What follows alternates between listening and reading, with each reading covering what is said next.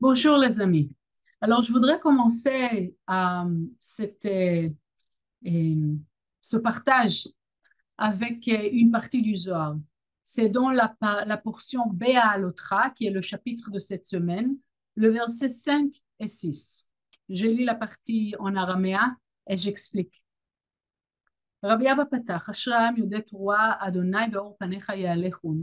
היי קרא וכמוה, ואל תחזה זכאיני נון ישראל לקדוש ברוך הוא, יהב לון אולון אורייתא קדישה, ואוליף לון ארכוהוי.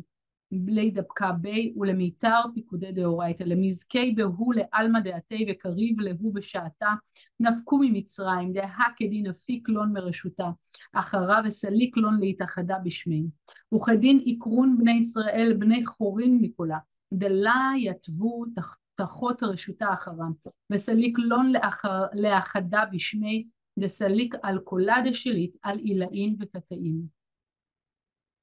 Cette portion, elle parle sur Aaron qui va allumer les bougies, la menorah qui se trouve au temple. Et la grande question, à quoi ça sert? C'est quoi? C'est pas le Créateur qui allume la lumière, la lumière divine dans notre vie? Alors, pourquoi le temple était créé? Pourquoi il fallait que Aaron il allume cette lumière? Donc, il faut comprendre d'abord que le temple était créé vraiment pour que ce soit comme un entourage, un élément qui permet, que l'énergie, elle permet cette connexion avec la lumière divine. Pour Aaron, pour Moïse, qui peuvent discuter avec le Créateur. Et c'est quelque chose qu'on va recevoir cette semaine très, très fort, la force de discuter avec le Créateur. Parce que, vous savez, dans la vie quotidienne, on est comme prise par la vie. Les choses se passent, on peut être réactif, vous pensez que on n'est pas réactif.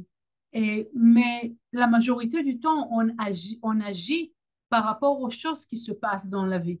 Donc ça, c'est la première question qu'on veut se poser.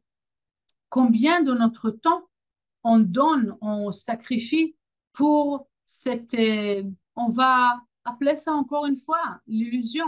Ce monde de 1% qui nous donne l'impression qu'il est complètement réel, qu'il est complètement vrai, qu'à chaque fois on tombe dans le piège de croire ce monde-là, de penser que ça, c'est la réalité. C'est très, ça demande beaucoup de force pour qu'on soit pas détaché, mais qu'on se rappelle à chaque fois que qu'est-ce qu'on voit autour de nous, qu'est-ce qu'on passe autour de nous, il faut donner une place, chaque chose à sa place. C'est pas la vraie réalité. C'est pas la vérité elle-même. On peut voir quelque chose ou quelqu'un qui réussit vraiment dans sa vie, mais à la base, au profondément, il n'y a rien. Ça tient sur rien du tout pour l'instant. Ça tient rien pour une allusion que c'est bien. Et une autre personne qui a l'air d'être qui est pas très, qui réussit pas vraiment, mais à la fin, c'est cette personne-là qui est vraiment reliée, qui est vraiment connectée, qui fait vraiment le travail. Donc, il faut se méfier des choses qu'on voit et la manière qu'on donne l'attention à qu'est-ce qui se passe autour de nous, à quelle importance, oui, quel niveau d'importance on donne aux choses qui se passent autour de nous. Donc ça, c'est la première chose, se rappeler, et la force qu'on va recevoir cette semaine, c'est la discussion avec le Créateur. Et pour pouvoir entendre le Créateur, oui, c'est quoi la prophétie? La prophétie, c'est pas savoir qu'est-ce qui va se passer demain, mais c'est être guidé à tout moment par la lumière du Créateur. Mais pour pouvoir faire ça, on doit écouter le Créateur.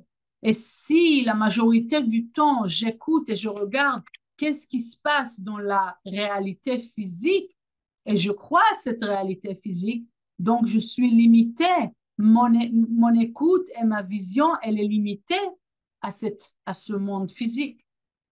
On va comprendre dans 2 secondes qu'est-ce qu'on a besoin de faire. OK? Donc, et qu'est-ce qu'il y a dans ce passage-là que ça dit? que la lumière du Créateur, elle va tout le temps en face de nous, elle nous montre tout le temps le chemin. Si on l'écoute et si on demande, c'est pour ça que la première chose qu'on veut se rappeler de faire à chaque fois, c'est discuter avec la lumière, avec le Créateur, demander, poser la question. Des fois, on est sûr qu'on sait déjà, même si on est sûr qu'on sait, même si on est sûr de qu'est-ce qu'on fait. Faites cette pause et demandez encore une fois, j'ai besoin d'un signe. Qu'est-ce que j'ai décidé de faire, c'est bien? C'est pas douter de moi-même, c'est d'à chaque fois reconnecter ma, ma, ma décision, mon choix avec la décision du Créateur, avec la décision de mon âme. Parce que dans la vie, on ne veut pas être sur le chemin de s'améliorer. On veut être exactement, faire exactement ce qu'on est venu faire et pas rater le point pour lequel on est là. OK? Donc, pour pouvoir savoir qu'est-ce que j'ai besoin de faire pour vraiment accomplir la mission de mon âme dans cette vie quotidienne, dans ce monde-là, il faut qu'à chaque fois, je pose la question, est-ce que c'est avec cette personne que je dois signer un contrat? Est-ce que c'est avec cette personne que je dois travailler? Est-ce que maintenant je dois voyager? Oui, ça a l'air d'être tout le temps poser la question. Mais à chaque fois qu'on pose la question, on permet à la lumière d'être présente dans notre vie et pas l'illusion que moi je sais, l'illusion que, mais on m'a dit de faire ça et ça, même si on m'a dit je pose et je demande au créateur, est-ce que ça, c'est la bonne chose de faire? Donc ça, c'est le premier point. La lumière, elle nous guide tout le temps. La deuxième chose qui se passe dans ce verset et le verset d'après, c'est quand les Israélites ils sont sortis d'Égypte, dit le Zohar, c'est écrit clairement. Le créateur, il a voulu que ça soit très, très, très clair. Que c'est pas un ange. C'est pas parce que la gentillesse des Égyptiens. Il a voulu que ça soit très, très clair pour les Israélites qui sortent de l'Égypte et l'ouverture de la mer, elle est faite rien que grâce et avec la force du Créateur. C'est qu'est-ce que ça se dit, OK? Pourquoi? C'est exactement qu'est-ce qu'on vient de parler. Est-ce que c'est le docteur qui m'a guéri? Est-ce que c'est l'avocat qui m'a sorti de la situation? Non. C'est la lumière qui m'a mis le bon docteur. C'est la lumière qui m'a guéri. C'est la lumière qui m'a mis le bon avocat. C'est la lumière qui m'aide tout le temps sur mon chemin pour que j'arrive à faire le travail précis que je suis venue faire. La deuxième chose, pour pouvoir être plus fort de ce monde d'illusions, qu'est-ce que j'ai besoin de... La deuxième chose que je dois m'assurer de faire à chaque jour, chaque fois, c'est de se concentrer.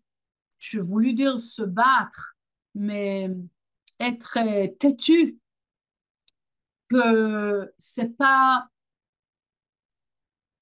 être têtu, que c'est que le monde que je vois autour de moi, la situation que je vis autour de moi, c'est pas ça la vraie réalité. C'est une allusion, c'est un résultat de qu'est-ce qui se passe à l'intérieur. Donc, je peux savoir à peu près où ça va, qu'est-ce qui se passe, comment je dois grandir. Mais la vérité,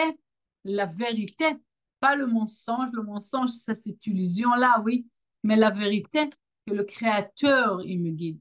Donc, pour pouvoir entendre le Créateur, pour pouvoir vraiment et voir comment, voir sa lumière, voir son chemin, je dois insister constamment, sortir de